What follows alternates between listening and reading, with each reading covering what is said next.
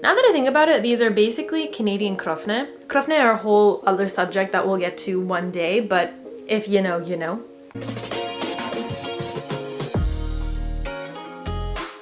Okay, and welcome back to my channel. Today we're going to be doing something very exciting and very Canadian. We're going to be making beavertails. Now, I'm going to stop you right there. To all the people who think these are real beavertails, no, no, no. Beavertails are actually a fried dough that are topped with cinnamon, sugar, Nutella, anything under the sun. And they're called beavertails because they look like a beaver's tail. The first beavertail I ever had was made by my mom, and since then they've just been a favorite. They've been a huge hit in my family. Everybody loves them. And trust me, once you figure out that you can make beavertails at home, your life will change and you can finally start living. On that note, let's get cooking. I'm actually like right here. I don't know why I chose that transition. It felt like the right thing to do and I went with it, so here we are. To make beavertails, the first thing you have to do is, I don't know, activate the yeast? Yeah. Okay. To activate the yeast, you're going to need 3 teaspoons of yeast. I'm using an instant yeast, but I'm pretty sure you could get away with using any kind of yeast. You need 1 cup of warm milk and 1 teaspoon of sugar. Now, I don't really know the science behind the sugar, but I'm told that it's necessary to kind of get the yeast going and growing. So I'm going to do a little bit of an experiment. Experiment number 1 for today. I'm going to activate the yeast with milk and sugar, and I'm also going to activate some yeast with some warm water, just to see what the difference is and if you can get away without doing it.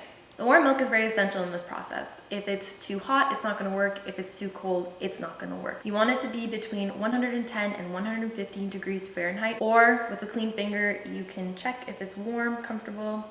That feels good. I'm going to start by adding my sugar to the milk and just giving it a good stir. And then I'm going to add my yeast.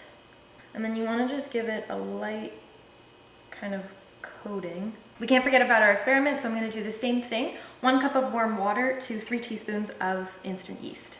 Wow, that pour was not very nice. With a clean finger, you can just give it a little stir, make sure everything's good. And it kind of looks really gross. It don't look gross in the kitchen with food, and I don't say that word gross. It's not gross. Okay. I've set the yeast to the side to activate, and now I'm going to get started on the dough part. The rest of the ingredients. I'm going to start off by combining all my dry ingredients. So I have 8 cups of flour, to which I'm going to add 1 cup of sugar and a pinch of salt. And I'm just going to mix that with a spoon. Oh my god, this is a lot of flour. This recipe is going to make about 40 beavertails, kind of on the small to medium side. You could always reduce the recipe to half, so instead of 8 cups of flour, you could use 4 cups, 2 cups. Doesn't really matter as long as you figure out your ratios. The yeast is activated and there's a pretty big difference between the two. The one that I used, the milk and sugar, activated a lot quicker. It's a lot fluffier. And the one that I used, warm water and no sugar, it's still activated. It's taking a little bit longer. I think this is partly to do with the fact that I used slightly cooler water. If I used warmer water, it would have been better. And I also didn't use any sugar in this one. So, food for thought. I'm gonna take my rings off for this next part. Now we're gonna combine the wet and the dry ingredients. I'm gonna make an indent in the flour. To the flour mixture, I'm going to add the activated yeast, 4 slightly beaten eggs, half a cup of melted butter, 1 lemon rind, and 1 cup of milk. There was quite a bit of yeast left over in my cup, so I just put some warm water in it. I'm gonna keep this to the side and use it only if I find that my dough is too dry. You don't wanna add this right away. You wanna mix your dough and see how it turns out. So I'm just starting this off with a wooden spoon, combining everything. How much liquid you're going to need to add to your dough is really going to depend on a lot of things. It's going to depend on the size of the eggs, if you're using bigger eggs, smaller eggs, the moisture in your house, literally anything. The dough's looking pretty good. I don't think I'm going to have to add any water to it. So at this point, I'm going to ditch the spoon and I'm going to feel the dough out with my hands, make sure everything's combined. You want to leave it on the softer side. See how it's kind of icky right now? I'm going to clean my counter, I'm going to flour my counter, and I'm going to knead it there. It's good practice to keep a little bit of flour in a bowl on the side so you can quickly and easily dust your counter as needed. You can see like the dough is pretty wet, it's sticking to the counter. We don't want that. So you keep adding flour to the counter so long as the dough doesn't stick to the counter, your hands, or that's it. I always love dough, it feels so nice. I wonder if I could knead with my left hand. Oh, that's not bad. How do you think this dough would turn out if you did it in like the stand mixer? A lot of people do it. I've received my mom's stamp of approval, but if you don't have my mother to test your dough, you could simply just stick a finger in it and wait for it to come back up. If it comes back up, it means that the dough is kneaded enough. If not, keep going. Now that the dough is lightly kneaded, I'm going to let it rise. To do this, you're going to need a bigger bowl because the dough is going to double in size, and you need to lightly grease the sides.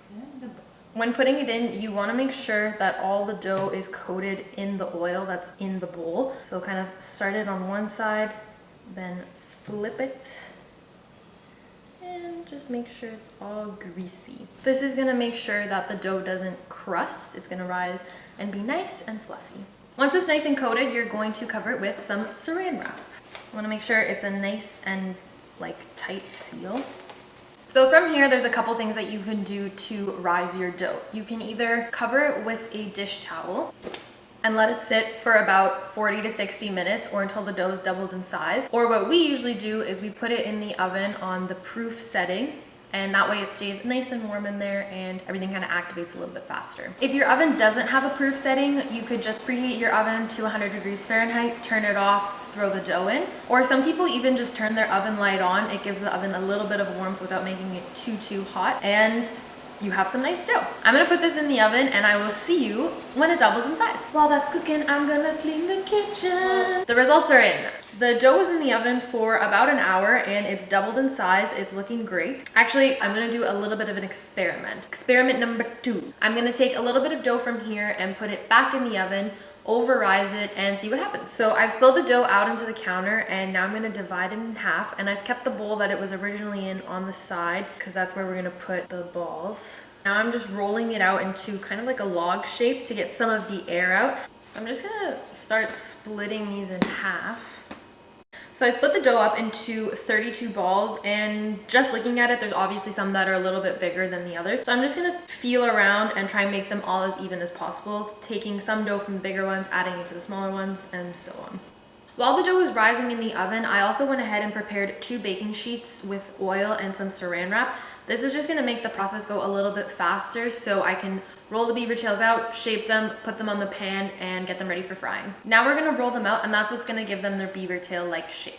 It's important to note that up until now, we've been lightly dusting the countertops, but at this point in the process, I don't have any flour on the counter. It's just a little bit of oil that's in the bowl, and it's not sticking to the countertops. That's great. If it is, you can use a little bit of flour. We're putting these in an oiled baking sheet after, so that's gonna get rid of the flour. The reason why it's so important to get rid of the flour before putting it in the frying oil is because the flour will make the oil burn a little faster. It'll get dirtier. It's not that big of a deal. You can just change the oil, but if you want a little more peace of mind, this just helps the process. The oil's been heating up on a medium heat, so we're gonna test to see if it's warm enough. So we're gonna cook these for about maybe a minute on each side, or until they're golden brown. You might have to flip them a few times. When the beaver tail is done, shake it off a little bit and then place it in a pan lined with paper towel to absorb all the extra grease and let it cool. I'm gonna take over frying now, and this is a pretty big moment for me because my mom has been making this recipe for years, and this is the first time I'm actually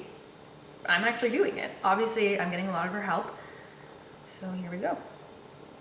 Okay, that wasn't too bad. I'm really happy to learn how to make these and share it with you guys because, I don't know, beaver tails are super special to me. Here in Ottawa, February is a very cold, snowy, not a very fun month, but it means that the canal freezes over so you can go skating, and Winterlude takes place, which is kind of like the hubs for beaver tails. So when you go to the canal or you go to Winterlude, I mean, it's almost like a tradition to get a beaver tail. It's just what you do. My birthday is also in February, so because of that, my mom would make beaver tails for me to send to school to kind of like share with my classmates. She would wake up super early. We would walk to school with like 2 huge trays of beaver tails, and we would share with everyone. It was always so much fun just to see everybody's faces when they got to eat a beaver tail. I think that's also what makes cooking super fun, is you get to share the food that you create with other people, and I think it kind of like just brings a little bit of joy into everybody's life, so that's always fun, as long as the food's good. He's looking good. I did it.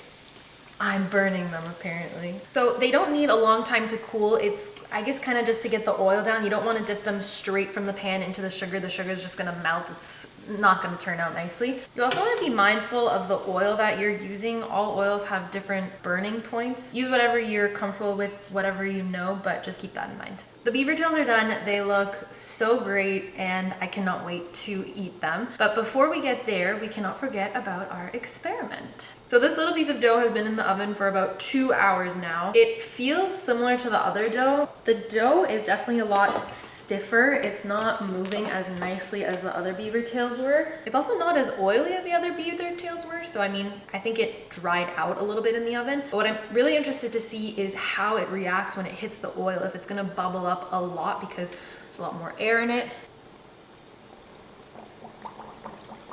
It's bubbling. It took a lot longer to come to the surface of the oil than the other Beavertails did. I also have a feeling that when you bite into it, it's gonna be a lot tougher. The Beavertail itself isn't bubbling a whole lot. Oh my God, I spoke too soon. It is bubbling up quite a bit. I'm gonna see what it looks like when it cools. It's a chunker.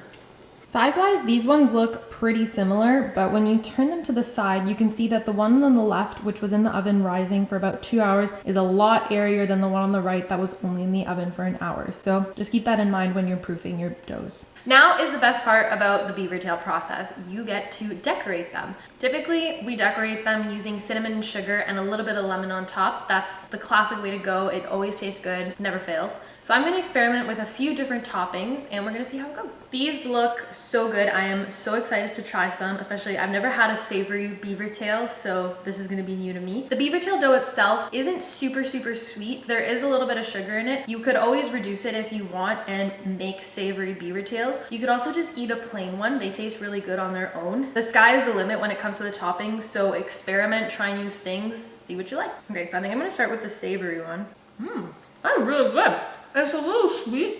Like the dough is a little sweet, but it works. Next, I'm gonna try the peanut butter banana. This again, I've never had, but it's a classic combination, so. This is also so good.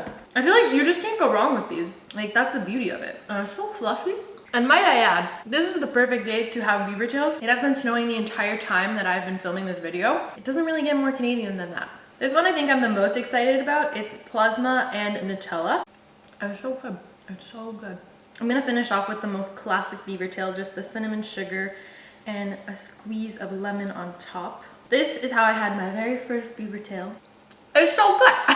One thing that I do recommend is that you don't dress all of your Beavertails all at once, especially if you're not going to be able to eat them all in one sitting. You can store them in a container or a Ziploc bag in the fridge. Just pop them in the microwave for a few seconds the next day and then dress with whatever you want. Or you can even put them in a Ziploc bag and freeze them for a little while and enjoy when you're ready. Honestly, the taste test, I'm giving these all an 11 out of 10. Would I make them again? Absolutely. This was my very first time making them mostly all by myself. I obviously had a lot of help and guidance from my mom, but it was actually pretty simple. Obviously the dough can be a little bit picky when it comes to proofing and you want to make sure that your oil's at the right temperature when you're frying. But other than that, it is so worth it. They're so good and I guarantee that if you make them, everybody is going to be drooling and you're not going to have any leftovers. That's all from me. I had a lot of fun today and as always, I learned a lot. Hopefully you guys did too. If you make these, let me know how they turn out. And if you want to see more videos like this, make sure to like, comment, subscribe. And if you want to follow me on Instagram, again, it's just Nadia_Metas. See you next Friday. I don't think I could ever be a judge on a show because you know how they always take one bite? Or just do the whole thing. The yeast is activated. Now that I've tried these with all these different toppings, I can't believe I've been eating plain Beavertails all my life. Like, why are you shaking your head? I said you used milk in both, the one that had no sugar. No, I used water in one because you told me to not waste milk. Oh. We went over this. Pans are like really big when you look at them. It's like half the size of me. Now is the best part about making. She's sitting on the couch and she's like raising her hand when she has something to say.